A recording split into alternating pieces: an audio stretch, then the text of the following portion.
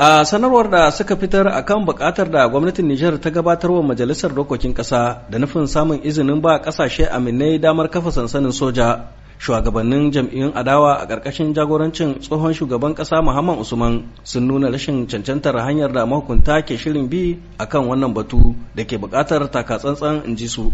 Ce funeste projet consiste dans une modification insensée de la DPG. Dan majalisar dokokin ƙasa bugu da ƙari shugaban jam'iyyar Amin Omar Hamidu Cana kenan yana mai cewa hukumomi sun buƙaci majalisa ta amince da gyaran fuskar tsarin manufofin gwamnati da zummar ɓoyewa 'yan majalisa abubuwan da ke kunshe cikin yarjejeniyoyin da ta cimma da ƙasashen da ke shirin maido sojojinsu zuwa Nijar. De servir sous quelque prétexte que ce soit de base arrière pour déstabiliser. 'Yan adawar sun buƙaci 'yan ƙasa kada su yarda da wannan yunkuri da ke da matuƙar haɗari a cewar su, sannan sun gargaɗi mahukunta su shirya zaɓen raba gardama a game da wannan shiri. Un référendum pour toute modification de notre loi fondamentale. Ita ma ƙungiyar tsofaffin ministoci da manyan jami'an gwamnati wato Sirak a sanarwar da ta fitar ta bayyana rashin gamsuwa da shirin girke dakarun ƙasashen waje. Tsohon ministan cikin gida Idi Ango Umar shine shugaban wannan ƙungiya. A zahiri abin da muka yi ganewa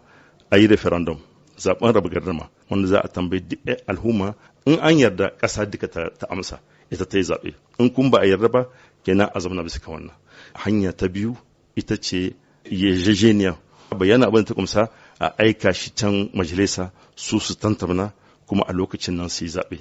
amma waccan hanyar ba ta dace ba gaskiya ba ta dace ba. A hirarmu da shi akan wannan magana tsohon ministan tsaron ƙasa ɗan majalisar dokoki Kallamu Tari ya tabbatar da irin tasirin da zuwan sojojin ƙasashe aminai ka iya yi a yakin da aka sa gaba a yankin Sahel. A matsayina na tsohon minista mai kula da tsaro na huskanci wannan matsala na san abin da take ciki saboda haka nan nake dibin tsakanina da Allah yana da kyau in ba da bayani ga 'yan ƙasa in ba da bayani ga abokaina 'yan majalisa su san abin nan ba wasa ne ba rayuwa ce ta jama'a ake ɗauka ko sojojin na ƙasanmu ko na wata ƙasa kuɗi ne wa'anda wata ƙasar shi ke hiddowa marara su zuba a kashe su wurin wannan yaƙi kenan abin ne wanda ake yi saboda yana da muhimmanci kuma saboda haka nan ne duk wanda zai iya ba da ra'ayin shi bisa wannan haraka ya tsaya ba da shi tsakanin shi da Allah. A yanzu haka kasar Faransa da tuni ta fara kwashe kayanta daga Mali na jiran amsar majalisar dokokin Nijar akan bukatar kaurawarta kasar yayin da a makon jiya kasar Jamus ma ta fara nuna alamar neman samun matsugunni don ci gaban abin da ta kira yaƙi da ta'addanci.